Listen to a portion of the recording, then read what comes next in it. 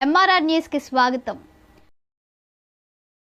అసలు చంద్రబాబు నాయుడు గారి పాలనలో రాష్ట్రానికి ఆదాయాలు రావడంలా, రాష్ట్రానికి వచ్చే ఆదాయాలు తగ్గుముఖంలో ఉన్నాయి. పెరుగుదల అనేది మిగతా రాష్ట్రాలతో పోలిస్తే మనం ఎందుకు పెరగడంలా? రాష్ట్రానికి సంబంధించిన ఆదాయాలు పక్కదో బట్టి చంద్రబాబు నాయుడు గారి జోబిలీకింత, ఆయనకు సంబంధించిన ఎమ్మెల్యేలకింత, ఆయనకు సంబంధించిన బెనామీలకింత అందరూ పంచుకుంటా ఉన్నారు. దోచుకో పంచుకో తినుకో అన్నట్టుగా రాష్ట్రానికి సంబంధించిన ఆదాయాలు ఇసుక తీసుకున్నా, మట్టి తీసుకున్నా, సిలికా తీసుకున్నా, లాటరైట్ తీసుకున్నా, గ్రనైట్ తీసుకున్నా, లిక్కర్ మాఫియా ద్వారా లిక్కర్ ఆదాయం తీసుకున్నా, లేదా ప్రభుత్వ భూములు ఎడాపెడా నచ్చిన వారికి నచ్చిన రేటుకు ఎడాపెడా అమ్మే పరిస్థితి తీసుకున్నా, ఇలా వనరులన్నింటినీ కూడా దోచేస్తా ఉన్నారు. కాబట్టి రాష్ట్రానికి సంబంధించిన ఆదాయాలు రాష్ట్రానికి రావడంలా. మరోవైపు చూస్తే ఆయనకో విమానంతో పాటు ఒక హెలికాప్టరు, ఆయన కొడుక్కో విమానం, ఆ విమానంతో పాటు ఒక హెలికాప్టరు, తర్వాత ఆయనకు మద్దతు ఇస్తా ఉన్న ఆయన గారి డిప్యూటీ సీఎం పవన్ కళ్యాణ్ గారికి ఆయనకు ఒక విమానం, మళ్ళీ ఆయనకు ఒక హెలికాప్టర్. ముఖ్యమంత్రి గారు కొడుకు ఒక పూట విజయవాడలో ఉంటే మరో పూట హైదరాబాద్లో ఉంటాడు. క్రికెట్ మ్యాచ్ కోసం పక్క దేశం వెళ్లి కొలంబోలో మ్యాచ్ చూస్తాడు రాత్రికి. మరుసటి రోజు ఉదయం మళ్ళీ విజయవాడలో ఉంటాడు. మళ్ళీ ఆ సాయంత్రం విజయవాడ నుంచి ఢిల్లీకి పోతాడు. అంతే ప్రైవేట్ విమానాలే. దేశంలో బాధ్యతాయుతమైన పదవుల్లో ఉన్న వాళ్ళు ఇలా జల్సాలు చేసిన సంబరాలు ఎక్కడైనా ఉన్నాయా? చంద్రబాబు నాయుడు గారి నైజం నిజంగా కుక్కతోక వంకరే. అసలు నిజాలేంటో తెలుస్తాయని, రాష్ట్రానికి సంబంధించిన అప్పులు ఎంతుంటాయో రాష్ట్ర ప్రజలకు ఎక్కడ తెలిసిపోతుందేమోనని ఏకంగా బడ్జెట్ పేపర్స్ లో అప్పులకు సంబంధించిన టేబుల్ వాల్యూమ్ నెంబర్ 6 ఈ బుక్ లో ఉంటది. దీనికి సంబంధించిన టేబుల్ పూర్తిగా ఎత్తేసారు, కనపడదు. చంద్రబాబు నాయుడు గారి హయాంలో వైఎస్ఆర్సీపీ ప్రభుత్వం రాక మునుపు 3,90,247 కోట్లకు చంద్రబాబు నాయుడు గారి హయాంలోనే అప్పులున్నాయి.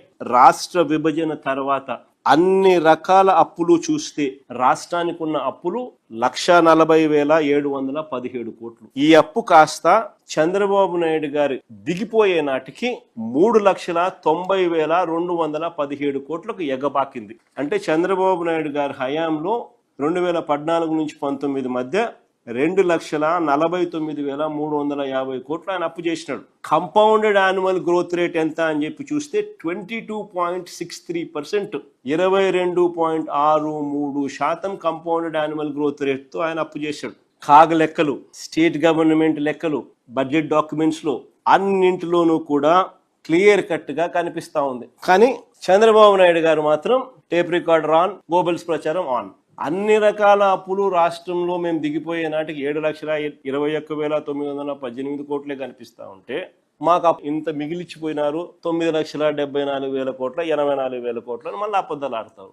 ఎందుకు అబద్ధాలు ఆడాలి? అలా చంద్రబాబు నాయుడు అధికారంలోకి వచ్చిన ఈ 2 సంవత్సరాల్లోనే ఆయన చేసిన ప్రభుత్వ అప్పులు ప్లస్ గ్రాస్ బడ్జెటేతర అప్పులు అన్ని మీరు గమనిస్తే ఏకంగా 3,17,448 కోట్లు. చివరి 2 నెలలు ఇంకా ఉన్నాయి, అప్పులు చేస్తూనే ఉన్నారు. కానీ బడ్జెట్ పుస్తకాలు చూస్తే 2025-26 ఆర్థిక సంవత్సరానికి వీళ్ళు సవరించిన రివైజ్డ్ ఎస్టిమేట్ 12 నెలలకు అప్పు ఎంత చూపించారో తెలుసా? 80,567 కోట్లు మాత్రమే అప్పు చూపిస్తున్నారు. అప్పులు వీళ్ళు పారదర్శకంగా వెల్లడించడం లేదు, ఎక్కడికెక్కడ అడ్జస్ట్ చేస్తున్నారు. పబ్లిక్ అకౌంట్ అంటే ఎంప్లాయీస్కి సంబంధించిన డబ్బును ఇష్టం వచ్చినట్టు ఎడాపెడా వాడేస్తున్నారు. అంతే కదా అని అర్థం. అడ్జస్ట్మెంట్ చేస్తున్నారంటే ఓవైపు ఎంప్లాయీస్కి ఇవ్వాల్సింది ఇవ్వడంలా, 35,000 కోట్లు వాళ్ళకు బకాయిలు, జీతాలు పెంచేది లేదు. మరోవైపున వాళ్ళ జీతాలతో వాళ్ళ అకౌంట్తో వీళ్ళు గేమ్ ఆడుతున్నారు. ఒక రాష్ట్రము మూలధన వ్యయం కింద ఎంత ఖర్చు పెడతా ఉన్నారు అని. మూలధన వ్యయం కింద 2025-26లో ఒకసారి గమనిస్తే బడ్జెట్లో చూపించింది 40,635 కోట్లు ఖర్చు చేస్తామని చూపించారు.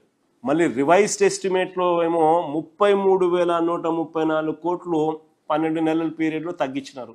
10 నెలల కాలానికి వీళ్ళు ఖర్చు పెట్టింది ఎంత అంటే కేవలం 21,675 కోట్లు మాత్రమే. 2024-25లో బడ్జెట్లో 32,712 కోట్లు ఖర్చు పెడతామని చెప్పి రివైజ్డ్ ఎస్టిమేట్లో దాన్ని 24,072 కోట్లకు తగ్గించి చివరికి వాళ్ళు ఎంత ఖర్చు చేసినారు అని అంటే రివైజ్డ్ ఎస్టిమేట్లు 2 నెలల్లో కూడా తప్పుడు నెంబర్లు చెబుతూ అది ఎక్కువ చూపించి చివరికి సంవత్సరం ముగిసేసరికి అకౌంట్ తేలేసరికి కేవలం 16,141 కోట్లు ఖర్చు పెట్టారు. అది 24-25. చివరికి 2026-27లో ఏకంగా ఈ ఆర్థిక సంవత్సరంలో 48,097 కోట్లు క్యాపిటల్ ఎక్స్పెండిచర్ ఖర్చు పెడతామని చెప్తున్నారు. తాను సీనియర్నని, సంపద సృష్టిస్తానని, అప్పుల మీద ఆధారపడే పరిస్థితి రాకుండా చేస్తానని కబుర్లు చెప్పాడు. ఇవాళ పరిస్థితి ఏంటి అని అంటే గతంలో ఎప్పుడూ లేని విధంగా అప్పులు చేస్తూ ఉన్నాడు. ఆల్ టైమ్ రికార్డ్స్ అన్ని బద్దలు కొడతా ఉన్నాడు. కానీ ప్రజలకు ఎలాంటి స్కీములు లేవు. ఉన్న స్కీములన్నీ రద్దు. సూపర్ 6లు, సూపర్ 7లు, మోసాలు. ఉన్నదంతా కూడా ఈ చేసిన అప్పంతా కూడా ఎక్కడికి పోతుంది అని అంటే